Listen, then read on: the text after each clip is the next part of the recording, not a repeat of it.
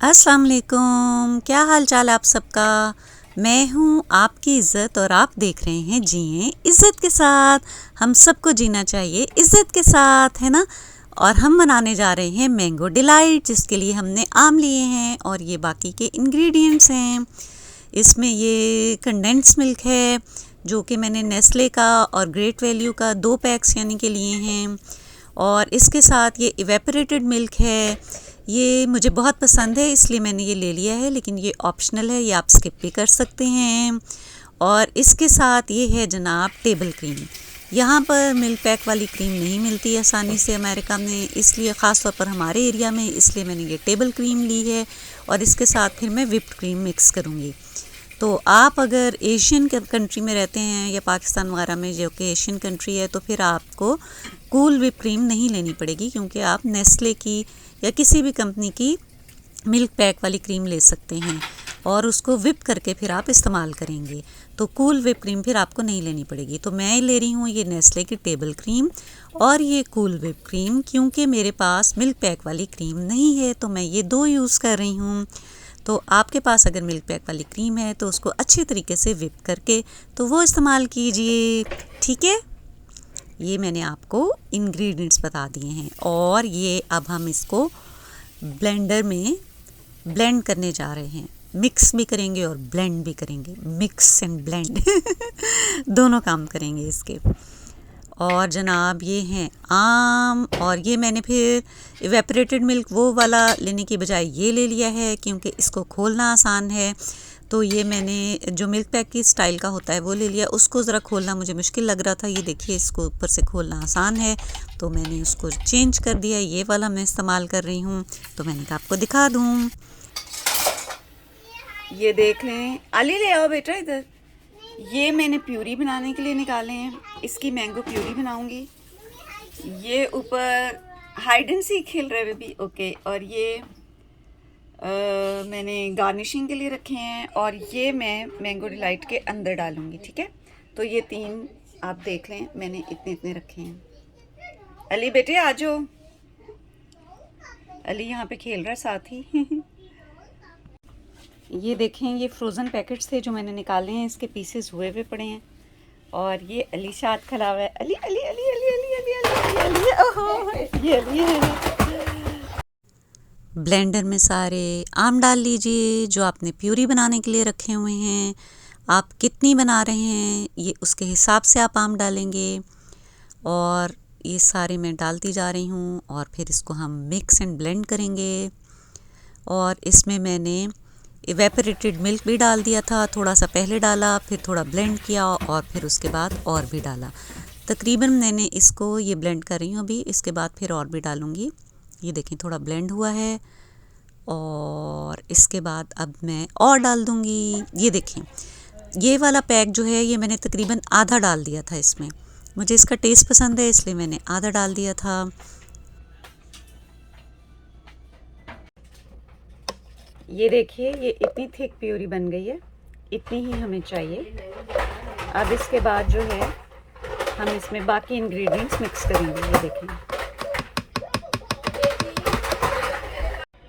ये देखिए, ये प्यूरी जो है अब मैं सबसे पहले इसमें डालूंगी। ये देखिए, इतनी थिकनेस इसकी चेक कर लें, ये है। अब बाकी इंग्रेडिएंट्स डालते हैं। ये वाला कंडेंस मिल्क नेस्ले का जो है ये अब मैं पूरा डालने लगी हूँ इसके अंदर।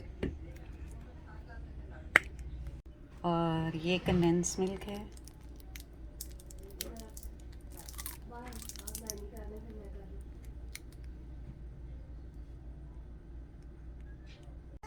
और ये दूसरा पैक है टेबल क्रीम का। और ये पीछे से आप एनी की आवाज़ें सुन रहे हैं, ये दूसरा पैक है टेबल क्रीम का। और अली की भी आवाज़ें आपको आ रही होंगी इस सबको पहले मिक्स कर लें, फिर इसके ऊपर मैं थोड़ी सी व्हिप्ड क्रीम डालूंगी, क्योंकि मेरे पास वो पैक वाली क्रीम नहीं है। इसको मिक्स करके फिर मैं व्हिप्ड क्रीम डालूंगी थोड़ी सी। मुझे मीठा कम लग रहा है तो मैं ये कंडेंस मिल्क का दूसरा पैक भी डाल रही हूँ। ये भी पूरा डाल दूंगी ताकि मीठा ज़्यादा हो जाए।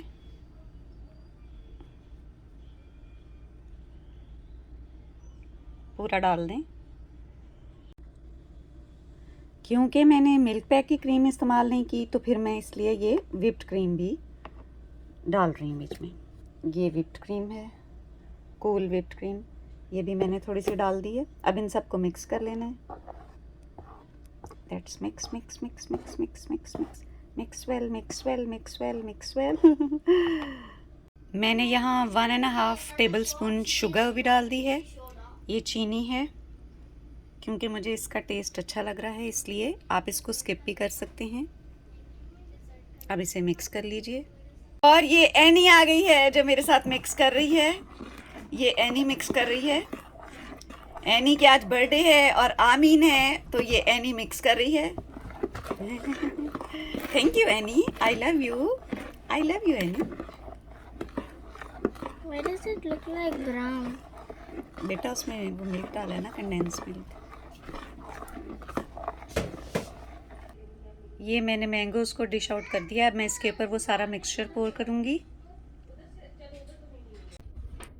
ये देखिए मैंने मिक्सचर जो है, ये मैंगोज के नीचे तय लगी हुई है, आम की तय लगी हुई है, और ये मैंने उसके ऊपर मिक्सचर डाल दिया है। अब हम इसको थोड़ा सा गार्निश कर लेते हैं। वो जो मैंने आम रखे थे ना गार्निश करने के लिए, उससे हम थोड़ा सा गार्निश कर लेते हैं। ठीक है, ठीक है। और ये देखिए हमारी मैंगो डिलाइट तैयार है। यम लग रही है, यमी है बहुत ज़्यादा। Isn't it mouth watering?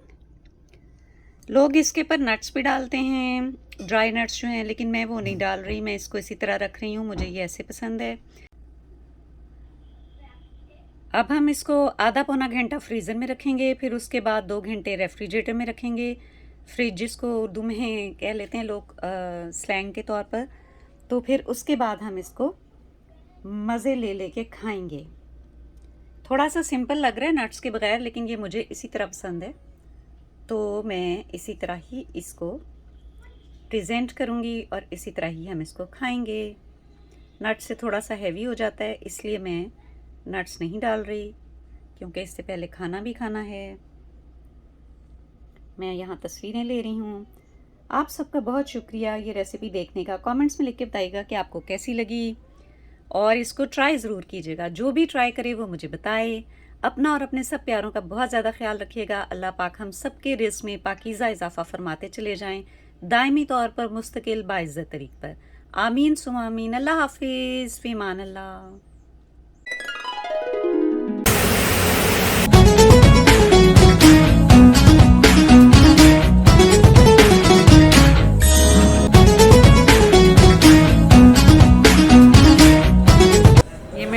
Sunny side eggs हैं, ये बीफ स्टेक है। मैं भी ले लेती हूँ।